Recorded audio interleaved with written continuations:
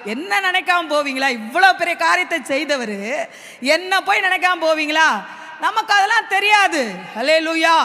நாம என்னமோ ஆண்டவர் நம்ம நினைக்காத மாதிரி, ஆண்டவர் நமக்கு எதுவுமே செய்யாத மாதிரி நாம நினைக்கிறோம். ஹல்லேலூயா. ஆனா இங்க பாருங்க, ஆண்டவர் நம்மை நினைக்கிற தேவன். ஹல்லேலூயா.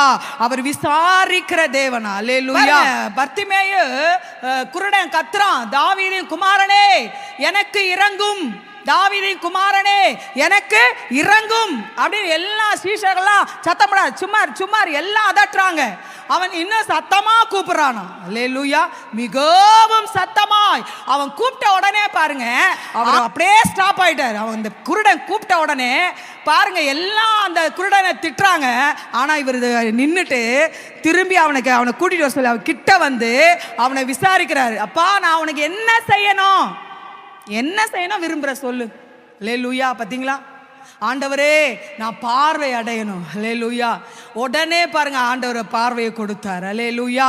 அப்போ உங்க பிரச்சனை வேலையில, போராட்டத்தின் வேலையில நீங்க கூப்பிடுறீங்க பாருங்களா, அந்த சத்தம் அது பரலோகத்தை போய் எட்டும், அவர் செவிகளில் போய் ஏறும். அதான் எனக்கு உண்டான நெருக்கத்திலே நான் கர்த்தரை நோக்கி கூப்பிட்டு என் தேவனை நோக்கி அபயமிட்டு அவர் தமது பரிசுத்த ஸ்தலத்திலிருந்து என் சத்தத்தை கேட்டார்.